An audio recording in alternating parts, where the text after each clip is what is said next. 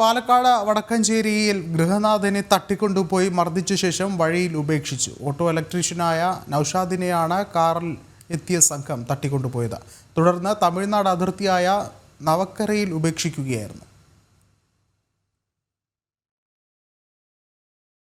ഇന്നലെ രാത്രി 9 മണിയോടെ വടക്കഞ്ചേരി റോളക്സ് ഓഡിറ്റോറിയത്തിന് സമീപമാണ് സംഭവം. ടൗണിൽ പോയി മടങ്ങി വരികയായിരുന്ന നൌഷാദിനെ കാറിലെത്തിയ സംഘം ആക്രമിക്കുകയും തുടർന്ന് വണ്ടിയിൽ കയറ്റി അതിവേഗം കടന്നുകളയുകയുമായിരുന്നു.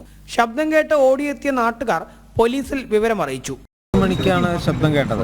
ആള് വന്ന് നോക്കുന്ന സമയത്ത് ശബ്ദം കേട്ടു. നോക്കിയപ്പോൾ ഇവിടെ ബ്ലൂ സ്റ്റാർ ബാക്കിൻ്റെ ഫ്രണ്ടിൽ പിന്നെ ഒരു വാഗ്നർ കാറ് ഹെഡ്ലൈറ്റ് ഒന്നും ഇട്ടിട്ടുണ്ടായിരുന്നില്ല.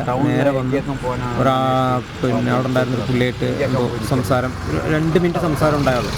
ആ സംസാരത്തിനിടയിൽ ഈ അവിടെ ഉണ്ടായിരുന്ന പുള്ളിയെ വലിച്ച് കയറ്റിയ വഴിക്ക് അയാളുടെ കയ്യിലുണ്ടായിരുന്ന പഴം ഇതൊക്കെ താഴെ വീണു. പിന്നെ ആളെ പിടിച്ചു വെച്ചപ്പോൾ ശബ്ദം കേട്ടു. നല്ല ശബ്ദം ഉണ്ടാക്കി. 2 മിനിറ്റ് ശബ്ദം ഉണ്ടാക്കിയപ്പോഴാണ് ആൾക്കാരൊക്കെ ഓടിക്കൂടിയത്. തുടർന്ന് വടക്കഞ്ചേരി പോലീസ് സംഭവ സ്ഥലത്തെത്തി സമീപത്തെ CCTV ദൃശ്യങ്ങൾ കേന്ദ്രീകരിച്ച് അന്വേഷണം നടത്തുന്നതിനിടയിലാണ് രാത്രി 11 മണിയോടെ നൌഷാദിന്റെ മകന്റെ ഫോണിലേക്ക് കോള് വരുന്നത്.